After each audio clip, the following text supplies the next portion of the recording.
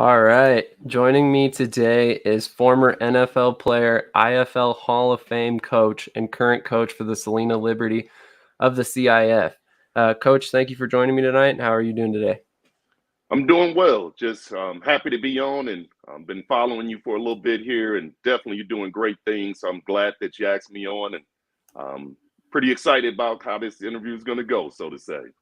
Definitely. Well, I appreciate you coming on. Like I told you, it's it's my honor, quite honestly, to have you on here. Like a man of your stature coming on a small little podcast like this, it means a lot for sure. Thanks for having me. Absolutely. So during your career as a player, you started off playing defensive back, primarily cornerback. Who were some players you watched that were when you were developing that you kind of modeled your game after? Well, I don't know if I modeled my game after it, but Deion Sanders was a guy. His swag is, as a corner, that's what you wanted to do. That's what you wanted to be. You wanted to emulate a lot of his mannerisms on the actual field. Charles Woodson, he actually went to college right down the street from where I was at college at the same time. So definitely that, and they both wore number 2 in college. So um, that is why I had number 2 when I was in college as well. Another one was Daryl Green was another one that I really liked.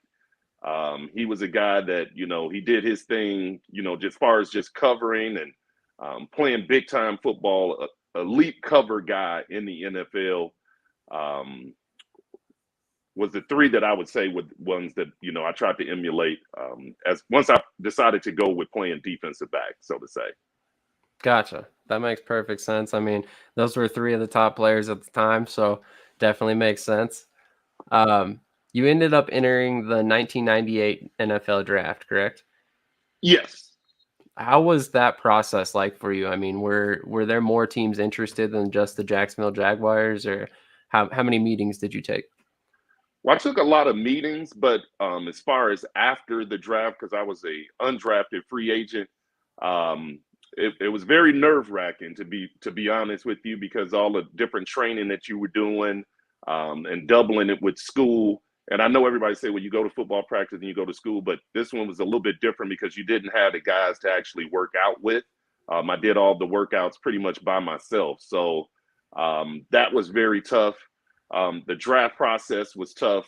Just looking at Mel Kiper's book, he had me as a fifth or sixth round draft pick. So I knew I wasn't going to go high, but I knew I would. I thought I knew I was going to get drafted.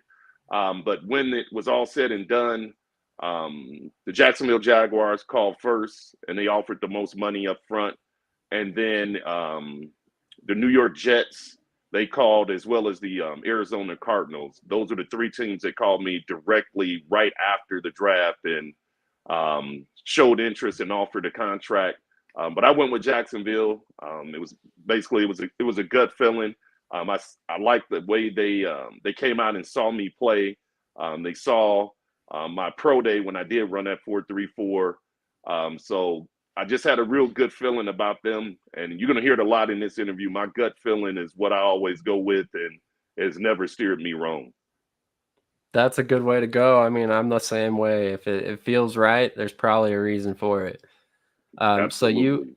you end up having stints in both Chicago and Jacksonville, where you played under two of the best coaches, in my personal opinion, in the early 2000s, Tom Coughlin and Dick Duran. What did you take away from these two coaches that you still incorporate in your process as a coach? Well, the playbook from Dick Duran, I mean, he was a master with the things he did defensively. He was also a guy that had, if I'm not mistaken, over 40 interceptions in the NFL, a legend as a player, not just as a coach.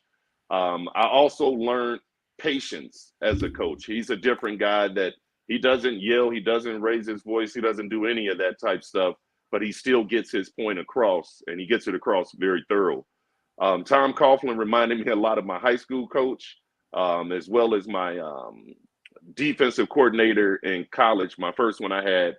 High school, it was the Lenny brothers. So those guys there, Dave, Lenny was my defensive coordinator, and he was very fiery and, like to, get right in your face and let you know how he feel. Frank Linty was his brother, who was the head coach, who I think as a head coach, he had probably about 14 state titles in his time there at Chicago Mount Carmel.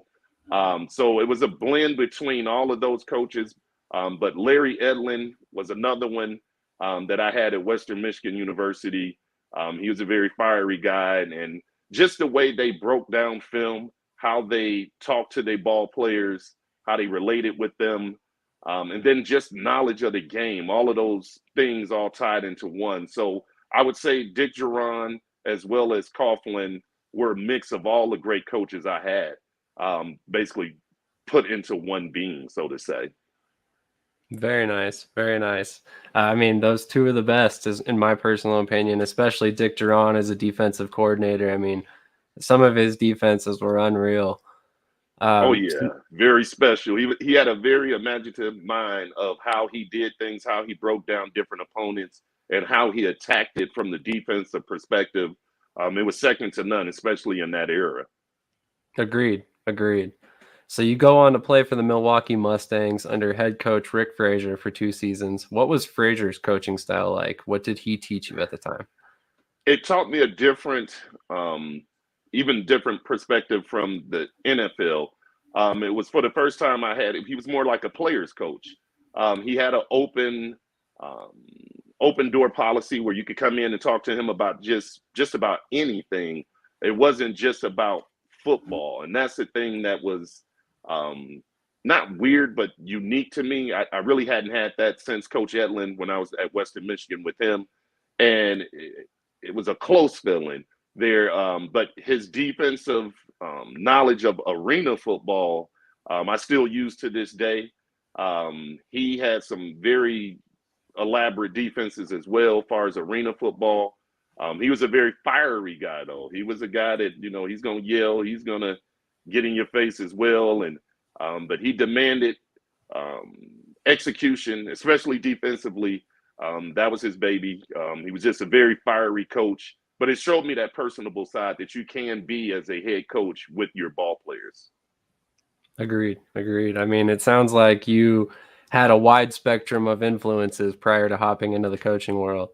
So yeah, and the thing that was crazy about all of that is I never thought of myself of coaching or anything. It was just things that I was just picking up, not really even realizing I was picking these different things up.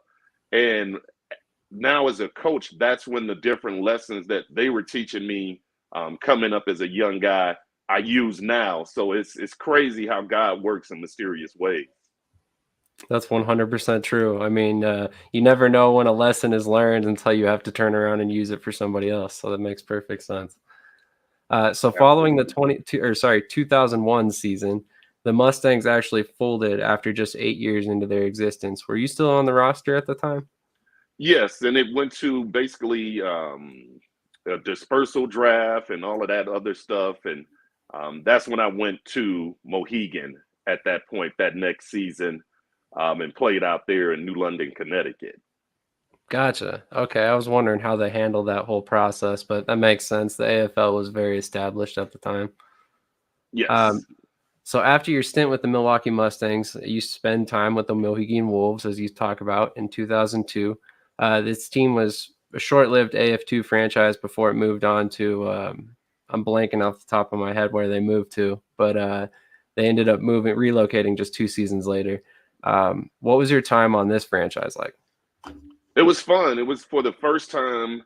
My first 2 years in arena football, it was a slow process for me coming from the NFL. I thought I was going to come in and just dominate that league, and it was a completely different league. It was way quicker than the NFL. As far as like if you make a wrong step or wrong read, you're getting beat for a touchdown. The high motion was very, very different for me. So those years were, toward the end of my second year is when I started to come on in arena football. But Mohegan was the first time in my indoor football career where I was counted on. I was a captain. At the end of the season, I was voted defensive MVP player of the year for that team. I had the most interceptions in PBUs. for that team. So I was starting to come into my own and understanding the different concepts in which they were trying to use against me, and apply everything that I had been taught by Coach Frazier and all my outdoor teaching to understand what's going on as far as indoor. It was a process, but Mohegan was the first time I was like a superstar in indoor football, and it was a great feeling. And my son was right there for most of those games, right there, being right there in New Orleans, Long Island, New York. So he was coming to the games. He was like 1 or 2 at that point, but it was just a great feeling in my life to actually see my son see me actually play. He probably don't remember any of this stuff, but it was cool to have that moment to be a star in indoor football. Amazing. I'm glad you got to experience that, because I'm sure that's something that you get to impress on your players now, which I'm sure only helps you be a better coach. Absolutely, because it's not all, like they say, peaches and cream. I mean, it was difficult. It was different, especially from a defensive back perspective. You're not used to, sitting there and having a guy run at you full speed from 10 yards back, and you got to slowly backpedal. There is no teaching that. That's just, you have to get reps and reps and reps of getting comfortable with that. And some it take longer, some can pick it up right away. But it took me a while to get used to that type motion and things of that nature. Agreed. I mean, when you're looking at a player in particular from the outdoor game, what do you look for when you want them to transition to the indoor game? Well, the first thing I look for is your highlight film. And this is, it's kind of crazy. People usually like to see the game film and all that. I'm a little bit different. If you can't impress me in 5 minutes of highlights, I don't need to watch 2 hours of your game. So you have to impress me with something that you've done on your highlight film of consistent ball playing, making plays here and there, depending on what position you are. I'm a big proponent of highlight films, and I tell all of my ball players that I coach to have a highlight film. Even if you don't want to put it out there on Facebook or YouTube or anything like that, have it handy. So when I'm shopping you around to the different NFL, CFL, XFL, AAF, all the different leagues that's out there, I want to have film that I can show these different coaches better than I can tell them, and let them be the choice of what they're looking for. But that highlight film is essential with you moving up and things of that nature. I would agree. Wholeheartedly. And that's one of the things that I try to tell players as well, is not only having highlight film, but current highlight film from most recent season, if possible, because it's incredibly important for coaches to see something that, is recent, because it's a very, what have you done for me lately league, no matter what football player or what league you're in. Absolutely true right there. Absolutely. So you worked under Coach Porter, who had spent some time with, the Wolves, I believe it was. Yes, he And was the head coach there. there we go. So what did you find useful about how he built a championship team at that time?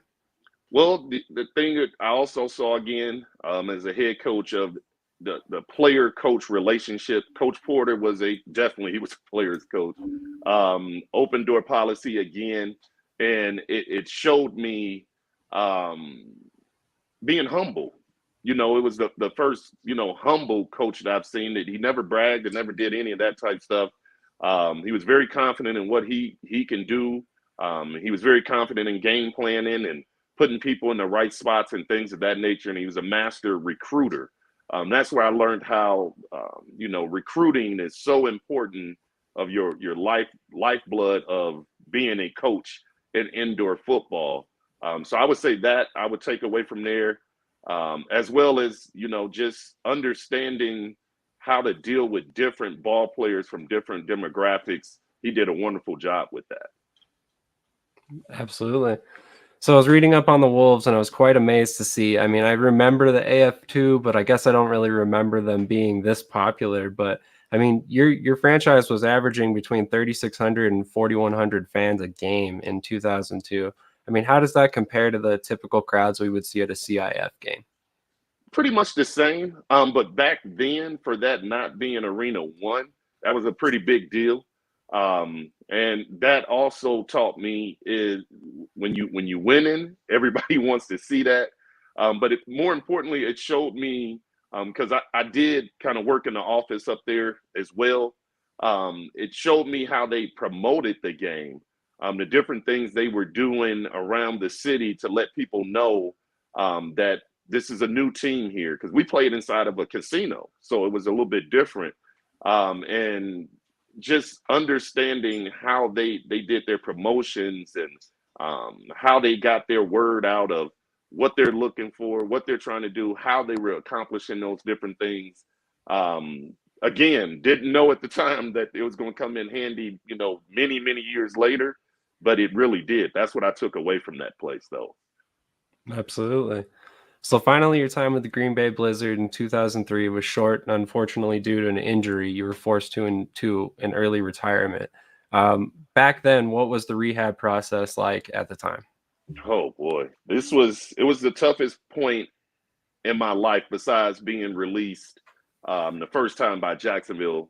It was the first time Jacksonville was the first time I ever failed at anything in my life. So that was very tough. But to not play football, to not really have football in my life for the first time, it was a 2-year recovery. I had 3 separate surgeries. I had 2 different scopes, and then they finally sliced it open and actually saw exactly what was going on in there. I had a severed bicep tendon. The AC joint was all cracked and deteriorated. It was bad. And to this day, I still have screws and plates in that shoulder. So it was a very mentally different spot that I was depressed. I was very depressed. I was mad at football. I didn't want to play football anymore. I was mad at everybody. I was mad at God. I was like, why would you lead me this far to let me go out like this? And it was a lot of frustration. So with people with mental health issues and things of that nature, little things like getting hurt and as a professional and never being able to play again can trigger those different things of mental health that I can relate to. I understand when my players get hurt. I understand how when the coach don't really say much to you because you don't help them anymore.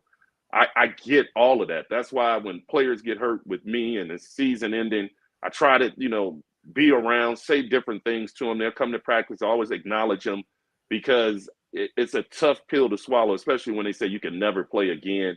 It was a very dark spot in my life. It was terrible. And I don't want anybody to ever go through that as long as I'm part of their life. I've been through it. I know I got through it by myself. I didn't go through any psych work or anything like that to talk to the person. I dealt with it myself, which it can be right or wrong. Long as the job get done, it doesn't matter how you get to that point. But those 2 years were some of the darkest days I've ever had in my life. I can only imagine. I mean, you play something, or not necessarily even play, you work for your entire life up to that point to be the best at what you do, and then you're told you can't do that anymore. So I can only imagine how devastating that could be. Right. And then the rehab was crazy too. I mean, I left many days there crying because of them tearing the scar tissue. You got to catch the ball off the trampoline with your bad arm and throw it back. Oh, it was bad. It was tough. Very, very tough. I can only imagine. I can only imagine. So we got a couple people who came in the comments. Kevin Simmons, a recent signee of your team. A lot of these young DBs don't know anything about D Green. Redskins fan here. They're not the Redskins anymore, but yeah, we'll leave that alone. And then Misha ONeill, my favorite coach. That's what's up. That's what's up. Is Mr. Simmons Misha is a good dude. Yeah, she wanted to get on here and have a little shine here at some point, but I don't know if you're going to allow her to do that or not. But she definitely want to come on and just say a couple words at some point in the interview. Oh, we can absolutely do that. She's been tuning in a bunch, so I mean, I think that's the least we could do for her. Okay, well, I'll definitely save some time for her here and let her get her shine, because without her, I would not be here at this stage that I'm at right now, and I wouldn't be winning ships and doing any of that, because she would say, stay home and get a regular 9 to 5 and you're not going anywhere. So I definitely thank her. So she does deserve her shine as well. I can relate. I can relate. My wife does the same for me, so I definitely understand. So with that being said, there was one coach. Was there one coach in particular that stood out above the rest throughout your career? I would say Coach Edlin. He was my defensive coordinator in college for my first 4 years there, because I redshirted my freshman year. He's the one that taught me how to watch film. He taught me all the tricks and trades when it comes to watching film. And he used to say, and I know he probably was about my age now when he was coaching me, but he used to come out there to practice. He used to have his little tight little shorts on, and he'd be out there going through things. And he used to say this statement all the time: off technique and film study alone, I'll average 3 picks a game. Oh, it's so easy. And just the way he would say it and how he would watch film, he probably could get out there at least get a couple PBUs. I don't know about 3 picks a game, but he was one that really touched me personally, to watch film with him. He taught me the game of racquetball, because I was a tall, rangy corner, and when you're tall, you're not usually as quick and tight hip and things of that nature. So we used to play racquetball all the time. And at first I was like, what am I playing racquetball for? What is this good for? And this, that, and another. But he taught me the different angles and how you judging the football, the ball, and how you moving and opening your hips and things of that nature. And it's fun, and you're getting a workout.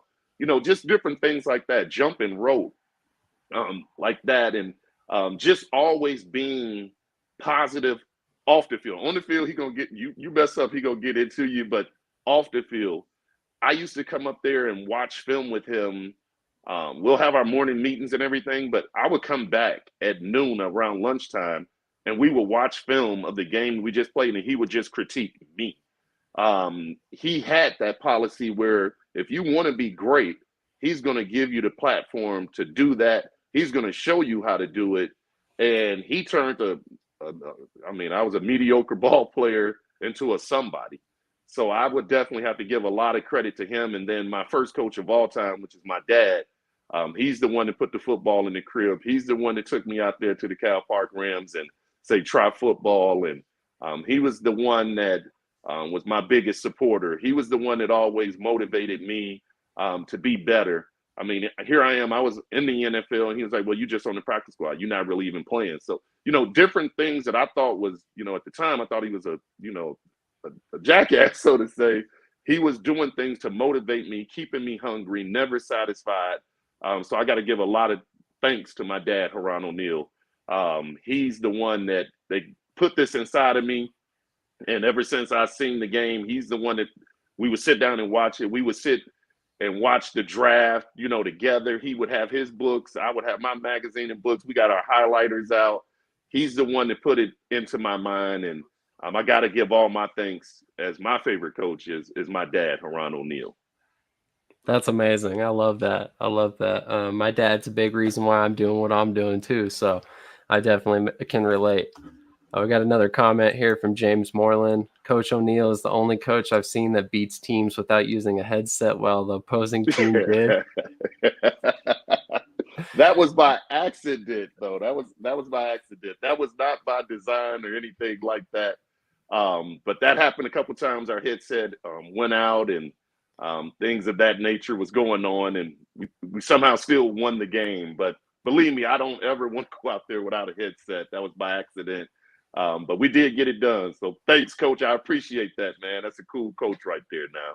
No doubt, no doubt. So you begin your coaching career with the Wyoming Cavalry, being hired as the head coach of Billings in 2006, immediately after. How did you make the leap from assistant coach to head coach in just a season's time? Well, I'll back it up just a little bit. To even become a coach, I was not even thinking about it. But at the time, I had an agent by the name of Jared Lane. And he was my agent where I was last played indoor football. And he's the one that, and it's like, hey, I got a job for you in Wyoming as a D coordinator and recruiting coordinator. You might want to take it. So without Jared Lane, I would have never even been a coach. I was thinking about trying to be an NFL scout is what I was looking more to be in. But he put that into my mind, and then he also got me my first job with Wyoming.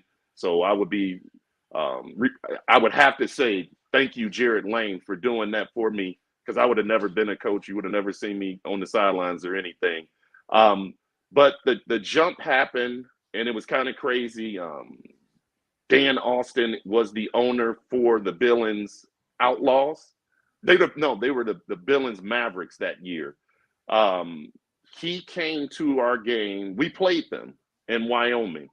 And I was in there cleaning up the locker room and doing all this stuff after the game. And he needed some towels and he needed some waters and things of this nature.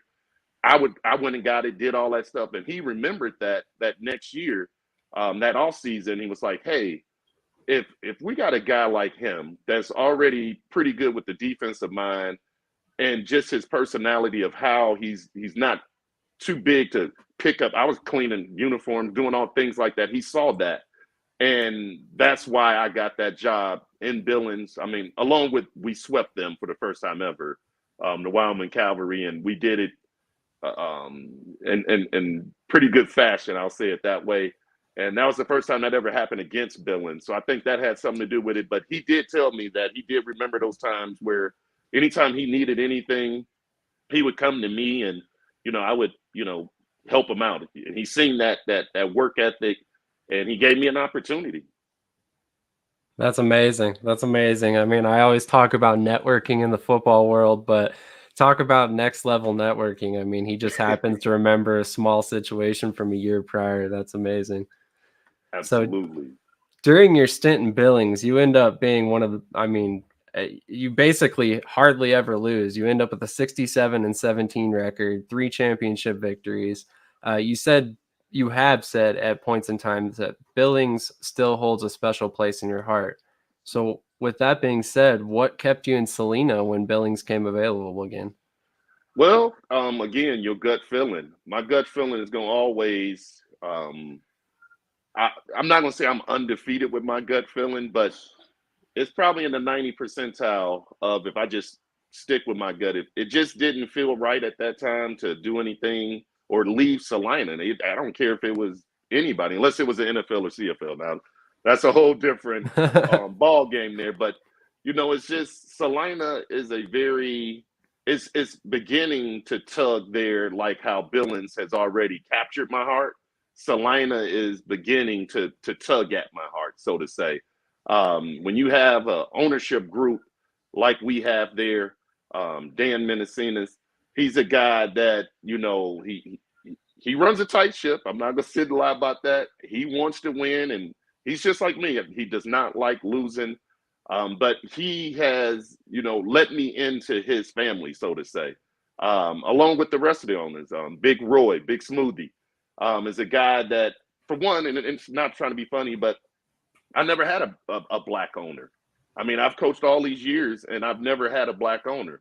So to have Big Roy as one of the owners in that ownership group, that's special to me, and I cherish that. To have, Jimmy Sponder, we call him Rockstar Jimmy. He's a guy that, he'll do anything for you. Once you become in his circle, he'll do whatever it takes to make sure if he can help, he's going to help you. And then you have Dan Keyboards, who's a guy that's a go-getter. He reminds me a lot of my dad, how he has that go-getter ability to go out and get sponsors and go get this, go get jerseys, patches, and be out there with his crane and putting up the American flag before the game. And, it's just crazy how he is like the glue of what's going on up there. And then you have Tom and Josh Perez that are owners that's there, that they're like, again, they out there before the game, putting the field down, they're putting the banners down, they're putting the dasher pads down. Josh is up there putting the clock, the 30-second clock up. He's helping us over there with huddle, and they're picking. I mean, they even picked up a player one time. Tom Perez did. We left the player because he wasn't on time, and I'm not gonna say a player's name, but he know who he is. Tom did me a solid and turned all the way around, picked him up, and brought him to the game. I mean, to the bus, and then we took off from there. So to have an ownership group like that, um, it's going to be very tough to leave that situation, no matter where it is, including Billings or anywhere else. To be honest with you. That's very true. I could see that. So after your stop in Billings, you end up coaching the Colorado Ice, my hometown, from 2011 to 2016. First of all, how did you like Colorado while you were here? I loved it. My wife loved it. We didn't want to leave. My daughter was born there in Colorado, in Fort Collins there. So I really, truly didn't want to leave. It was one of the most beautiful places I've ever seen in my life. It was so clean there. And just to see, I'm from Chicago, where you can't walk around in a store with dogs. I've seen more people walking around with dogs. And this is before they had the service dog thing and stuff. It was a lot of things I learned there. I was in my first house there. So, things of that nature. I proposed to my Tanisha at a Denver Bronco game against the 49ers there at the, I think, Mile High, whatever the name of the stadium there for the Denver Broncos. A lot of great memories there. Tom and Patty Wigley gave me an opportunity once the tornado hit here in Billings and folded up shop here in Billings. Met them at a league meeting, kind of just stayed in contact with them. And Tom Wigley is a guy that was very big in my life. He took care of me. And it wasn't just financially take care of me. I still talk to him to this day. He got cancer and everything, and he had to shut the team down there. That's why I left Colorado. But Tom and Patty Wigley were big in my life. They're still friends to this day. He was also inducted into the Hall of Fame as well. That was the one thing I wanted to get for him, but I wanted to get that championship for him as well. He deserved it. He worked his butt off to have that team there. He spent a lot of time, energy, and money with that Colorado Ice / Crush team. And we tried. We did a lot of different things marketing wise to try to make it, stick and work there. And I still have friends that are from there as well. So it was something special brewing there. It's just it was cut short, just like how it was cut short in Billings, in my opinion. I would agree. And a lot of love from me to the ownership group that brought another football team here to Colorado, because I think we're sorely lacking a second team. I heard a couple whispers a couple years ago about a CIF bringing back a Colorado team, but unfortunately it never happened. So hopefully that's still in the works. I guess we'll see in the future. Oh yeah, that's a great market though. You definitely, anybody that's listening that would want to be an owner, it's a beautiful place up that way. And it's a shame that it isn't a team there to celebrate all those great people that live in those cities. Agreed. Hopefully someday. There's always more leagues popping up, so eventually we'll get another one. Absolutely. So you end up leading the Colorado Ice to 4 straight seasons in the playoffs. Talk to me about your roster you had at the time. How were you able to immediately jump in and find success? Well, recruiting. I had a guy by the name of Dylan Sanders and Marcus Pearson that helped me with recruiting. Dylan Sanders is now, if I'm not mistaken, the defensive coordinator at Murray State right now. I mean, those guys, when you're getting, I had 4 players that had played in the national championship game a couple months previous on the Colorado Ice. I had players that, we got to the NFL from CSU Pueblo, Chase Vaughn, guys that, I had supreme talent that you would bring in, young talent that didn't look at indoor football or frown upon it. They took it and they did the process of understanding if you're not signed to an NFL roster, you have to do something to stay relevant. They bought into the message. And that was, yes, we had that in Billings, but not like I had in Colorado, because with me centrally located right there, the Denver airport's 45 minutes away. the beautiful cities that's right there, Loveland, all of those spots right there. I mean, it was very easy to recruit. When you could say, yeah, you could be in downtown Denver in 45 minutes to do whatever you want to do. You have your city life, but if you want to just enjoy beautiful scenery and just how beautiful these different cities are, Fort Collins and Loveland kind of sells itself. So that's what I got from that spot right there in Colorado. Absolutely. Well, thank you for talking about my state like that. I appreciate that. Born and raised in Colorado, so it's always going to hold a place in my heart for sure. So in 2014, you end up winning your first IFL Coach of the Year. What did this award mean to you at the time? Well, it was the first time I've ever won it. I felt that I was warranted of winning it several times, but as I'm starting to learn in this business of pro football and especially indoor pro football, you get what you can get, you appreciate what you can get, and you don't cry about what you don't get. So I was definitely thankful, blessed by God to get that award. It was the first time that I really felt respected by, the league itself.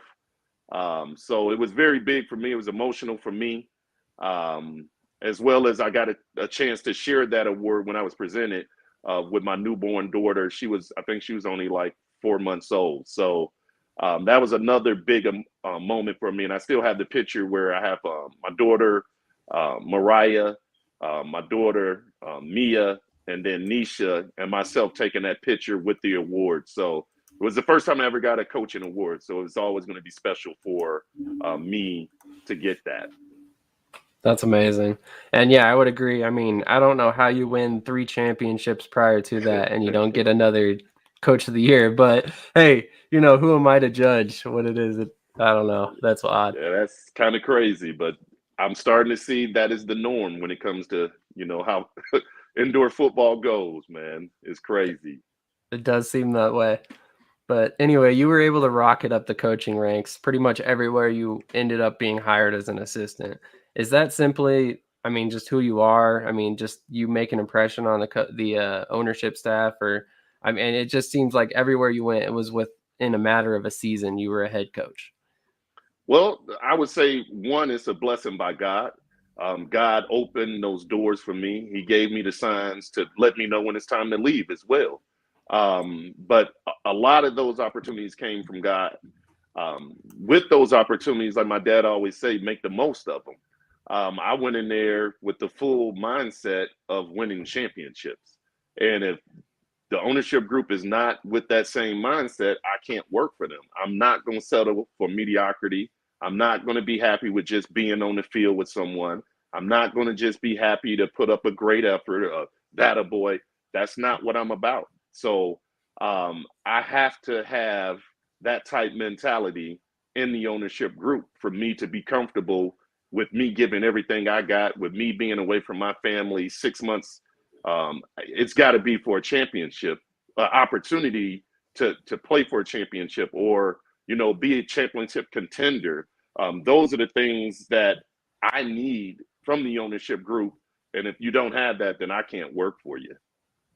That's fair. That's fair. As a coach, you want to be the best. You want to win every game you step foot on the field for. So, if the franchise isn't willing to support that goal, they're probably not a franchise anybody wants to work for. So, it makes perfect sense to me. With that being said, this mentality has led you to be one of the most successful coaches of any league of all time, quite honestly. As the coach of the Billings Outlaws, you won championships in 2 different leagues, the National Indoor Football League and later the IFL as we know it today. Since then, you moved into the CIF and coached Salina the last 3 championship games, winning once as well. So now that's 6 championship appearances just off the top of my head. Are there any I'm missing throughout your coaching career? No, that's it. In my 14 years of being a head coach, but then 3 years of being an assistant. But yes, that's where that mindset come from. I want to win. I'm a sore loser. My mom says this best. She says, we taught you how to win, but we never taught you how to lose. And I'm so glad that she didn't. I'm learning now that you can't raise a kid like that now, though. You gotta show them the ways of when you don't succeed, because I don't want anybody to go through that mental place that I went through. Not to say my parents did a bad job, but it's just you got to show them how to lose and lose gracefully, and get the lesson that you need to get out of that with losing. Fair enough. I mean, honestly, not everybody can be winners, so sometimes you do have to know how to lose as well. So True. I'm curious, you have a show of your own. When exactly did you jump into the YouTube game? Well, we started off on Facebook 2 years ago, if I'm not mistaken, and Dan Menacina was the basically the host of the show there. And then this year they got big time on me, and they went and actually got a big old production company, and we got Devin and all the guys out there. He's the host of it now, and he got different guests on there and things now, and so definitely took a huge step up from where we were with just doing regular Facebook lives. And we have a lot of people that talk about that, because you could just go to YouTube and, type in Coach O Show, and you'll see all the different, breakdowns from the different games that we played in the past, and things of that nature. So I would definitely give all that credit to Dan Menacina, as well as the ownership group from the Salina Liberty. Very nice. I like that. I mean, that's something that kind of gives fans a little peek behind the scenes they wouldn't otherwise get. Absolutely. So it's like a sneak peek, and then you get the different guest appearances from the different players, and you get to know a little bit about them. So it's always cool. And then at the end, they usually have one of the owners come on and speak about the different things that they'll have going for the next game, or their output and their feeling of how they saw the game and things of that nature. So it's really, really cool, especially for all our fans that's out there, to see that. And you see how these owners put their money where their mouth is by keeping that team there. Agreed. And I mean, Salina's been one of the best for many years, basically since they hired you. No coincidence, I'm sure. Well, Um, no, yeah, it was a lot of work, but it's a joint effort. With that community, they were just starving for a winner. And I think with what the ownership group did, attracted me to come there. So I think it was a collaborative deal with how all worked out there.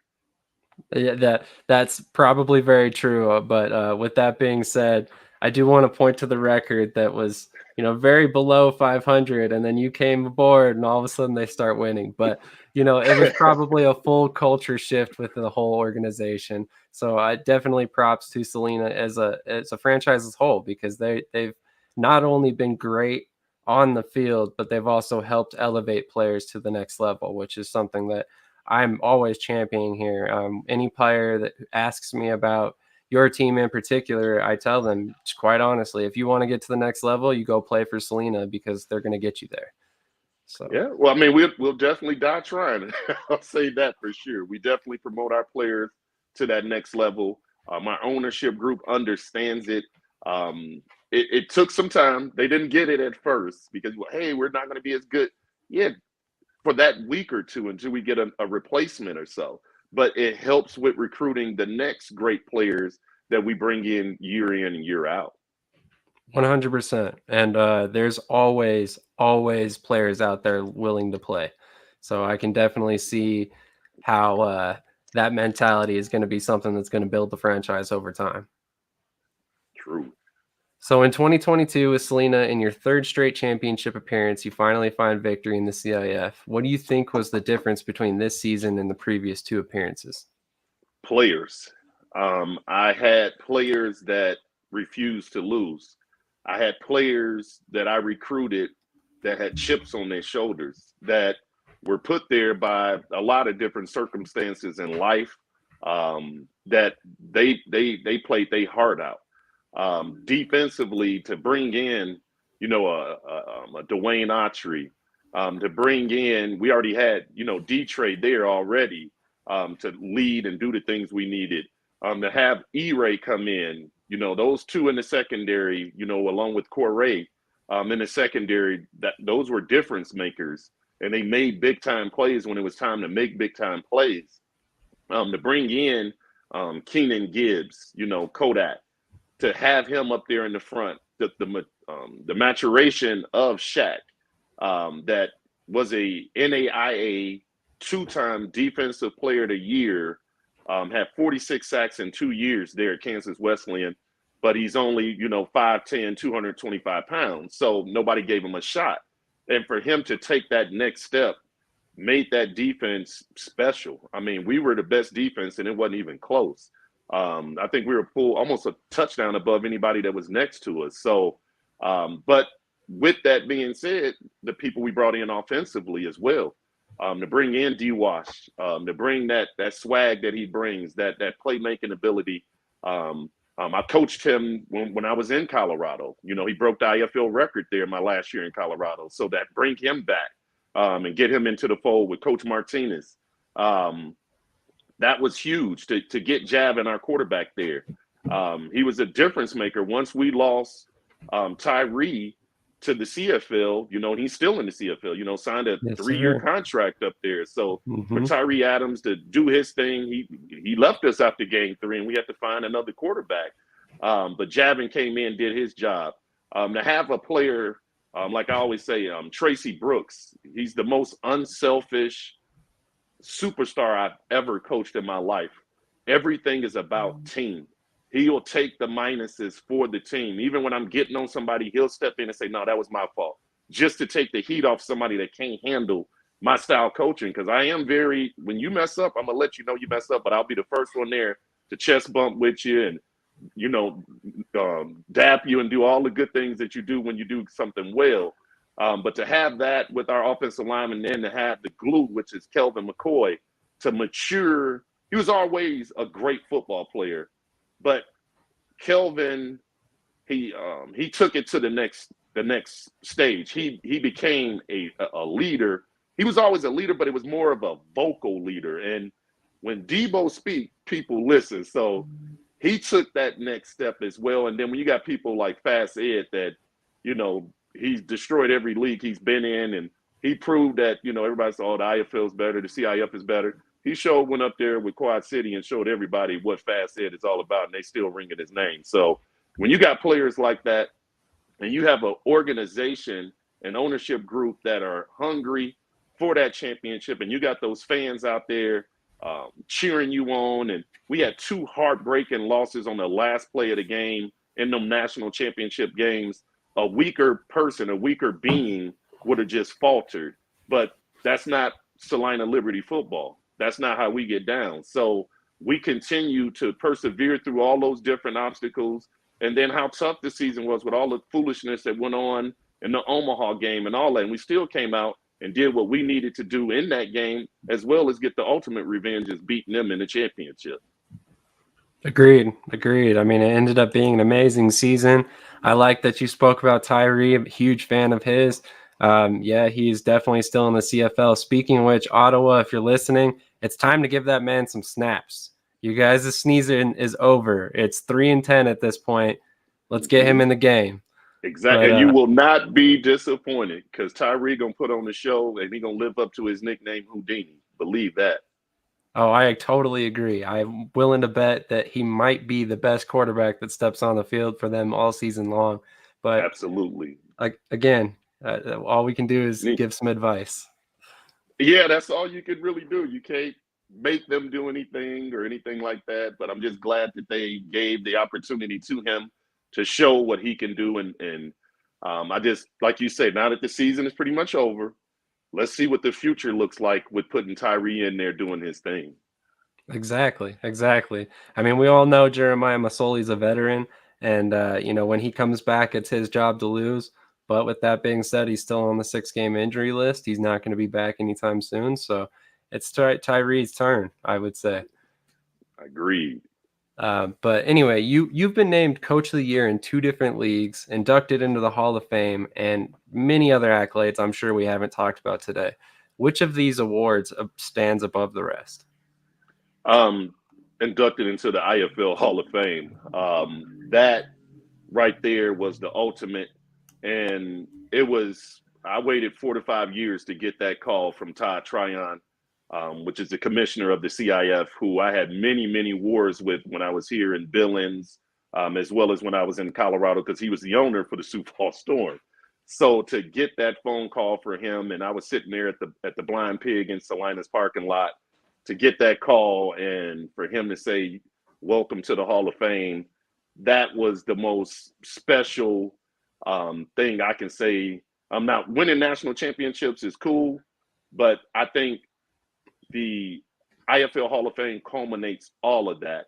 And then to share it with my wife, my sister-in-law, who drove, 14 hours, and did it all in one day to get there in time for that celebration, was very, very special for me, to celebrate that with my wife, who goes through the ups and downs with me, for her to see that moment that I've been waiting on, like I said, 5 years previous. It was very special. And then to have Jimmy Sponder and Robin Sponder, they pulled one of their planes and we flew a private plane to the Hall of Fame. I'll never forget that either. And kicking it with Coach Martinez there, who was my inductor. He did a great job of inducting me into the Hall of Fame. He has some great stories to tell those people there. Hopefully they stay right there. We don't need everybody knowing all that good stuff with Coach Martinez. But it was good to share it with him as well. My longest tenured coach that I've ever had, Coach Jorge Martinez, is an unsung hero to what I do. He does a lot of work for me that a lot of people don't see. But the breakdowns that he does for me, the advice that he does for me on that field, and then on a more personable note, the advice he gives me off the field of just being a man, was very good to share it with all of those different people there. Jessica, my sister-in-law, was there, so it was cool. It was just a great moment of time that it's paid major dividends after that point too, because now you can say Hall of Famer instead of just say just Coach O, but now you put the HOF on it. That changes the tone of a lot of different people when they come and talk to you about different opportunities as well. Oh yeah, I would imagine that helps in the recruiting department as well. Definitely true, because I mean you can see it. Last year was the first time that you could really see it when you recruit a player and they say, well, the only reason I came is because you were a Hall of Fame coach. I didn't know nothing about anything else. I heard Hall of Fame and you wanted me, so the feeling is mutual. To hear the recruitment process go like that, that's never been that way, ever. And I've won those championships. I've done this, I've done that. But when you put Hall of Fame on it, that means it's only 3 Hall of Fame coaches in the Indoor Football League Hall of Fame, and I'm one of them. So that is a very, very prestigious room. And I'm very, very thankful that Todd Tryon opened that door for me, to get into that IFL Hall of Fame, and gave me my platform at that banquet to speak upon it. And it was just a great experience. I'll never forget it. That's amazing. And I mean, rightly deserved, rightly deserved. I mean, I don't know many people that have the resume that you do. Yeah, I worked hard on it, and God has blessed me. He's definitely showed his favor with me. But like you said, off air, you worked your butt off to get that as well. Yes, he leads you to these opportunities, but I work hard to get what I have, and I work hard to keep what I already have as well. So, but I do want to give that thanks to God. Without him, none of this is possible. 100%. And we got one more comment from a fan. He says, "Hey, Coach, you got to admit that Dodge City has the best fans." Absolutely. And they have the craziest fans as well. So they're going to get there. They're going to get in your face. They're going to let it be known. They don't care. They love their team down there. They have something special there as well. I coached there for a season, just as a D coordinator there, and found out all about Dodge City, because I'd never heard of Dodge City or anything like that. But to spend that season there, it was very special. The people I met there, Jeff Hilger's one of the guys that I met there, as well as, the players that came with me down there. So it's definitely different. It's a unique experience down that way. Their fans, they love that team down there. And it's good to see that they're coming back next year as well, and looking forward to competing against them as well. Definitely, definitely. So I'm curious, you said you would consider a CFL job or an NFL job. What about the USFL or XFL if they came calling? It would kind of depend on the position in which they would have me, as well as who would be the head coach would kind of be a determining factor for me. But I'm all ears for any opportunity that's an elevation up. Um, I'm opening my ears to all of that. But in the meantime, Salina's done me well, so I'm staying here in Salina. But if I get opportunity XFL, USFL, I'm definitely gonna have to think hard and long about that one, and I would be blessed to get that opportunity. All right, you heard it here, Houston. Definitely give them a call. New Orleans, you're missing a head coach. Why don't you go get a guy who's got a couple championships in his back pocket? So I'm going to leave you with one last question. You were inducted into the IFL Hall of Fame last year. Obviously, we've talked about how successful your career has been. So it's truly only a matter of time before you got in the Hall of Fame. But this has got to be kind of the cherry on top. What is left for you to accomplish in the coaching realm now that you're a Hall of Famer and winner of championships in 3 different leagues? Are you chasing the all-time win marks by a coach? No, I'm basically taking it 3 to 4 year chunks at a time, so to say. I want to go down as one of the best to ever do it, not just coaching, but a teacher of men. I don't feel that my job is done. My work that God has put forth on my table is not done with these young men. I'm still healthy to the point where I can still travel and do the different things that a head coach has to do. So that's what pushes me every day because I want to change not just winning football. Without winning football, you don't stay around long. But the different lessons in which you teach this generation, and this generation needs it. I mean, it really does, because some of the people that I get at the beginning of a season, there are different people at the end of the season. And it's just by some of the stories I tell, some of the experiences that I went through, as well as just being a listener. That's a lost art that, these young kids, they don't listen. They want to just go and do whatever the hell they want to do. And you telling them the answers to the test, and they so busy talking just to talk instead of listen. That's why I say I'm not done yet. I feel myself at least another 10 to 15 years in coaching before I say I've had enough. So I got plenty of gas left in this tank. I got plenty of lessons still being taught to these young men. I want to see guys that play for me become coaches, and I compete against them. I mean, that's the type legacy that I'm looking to leave.